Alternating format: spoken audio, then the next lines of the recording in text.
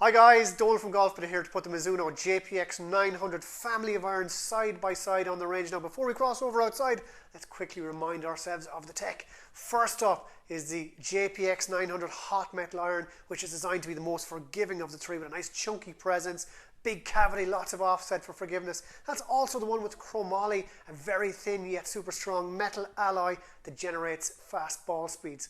The JPX900 forged irons then are a grain flow forged iron from 1025 boron steel. They have plenty of cavity in the long irons, getting more bladey in the short irons. And the JPX900 Tour are a more forgiving blade option, forged for feel with a slightly bigger footprint than say the Mizuno MP64, and of course they won the 2017 US Open in the bag of Brooks Koepka.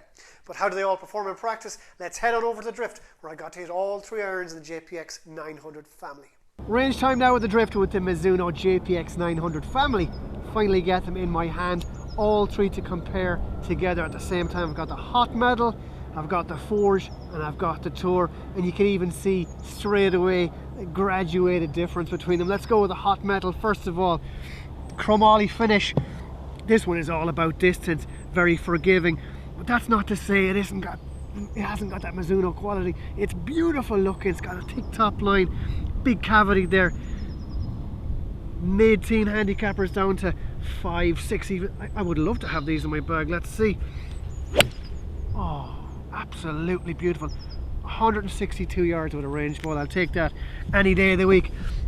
Let's switch to the let's go to this one next of all, the forged straight away. Even before I hit it, I'm thinking in my head all about feel, workability, but is it forgiving? Yes it is. It's got a little bit thinner top line, but still thick there. In behind here, lovely cavity, should be perfect for me. A tiny bit of offset. How does it compare to the chromoly version, the hot metal version? Oh, I went at that a little bit more because it's forged. I wanted to move it. 163 yards.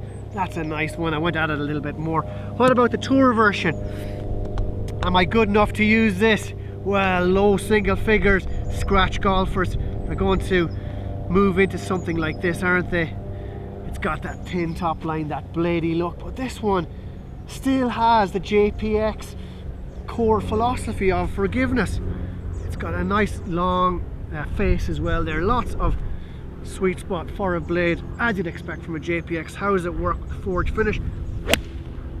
Oh yeah, moved it nicely. Can't believe I've hit all three of those so well on the video, but really enjoyed it. Quality just is immaculate as always with Mizuno. I'm going to hit a few more shots, get some data for you, and we'll jump back to the studio where we'll summarize the JPX900 family of irons. Now, I found it difficult to choose between the three irons, to be honest. The big footprint of the JPX900 hot metal and the smash of the chromoly gave me confidence, but the JPX900 forged performed within a couple of yards distance wise. As a 6 handicap, I'd happily use these, as would any player transitioning from a cavity back towards a blade. And then you have the JPX900 Tour. It's a blade, but not in the traditional sense. There's plenty of forgiving meat on there, and Brooks Koepka's validation is far more weighty than any recommendation I could afford. On the GC2 launch monitor then, with a 6 iron of each, I averaged 174 yards with the JPX900 hot metal, 171 with the forged, and 170 with the Tour. Now, take into account range balls, those are very satisfying distance figures.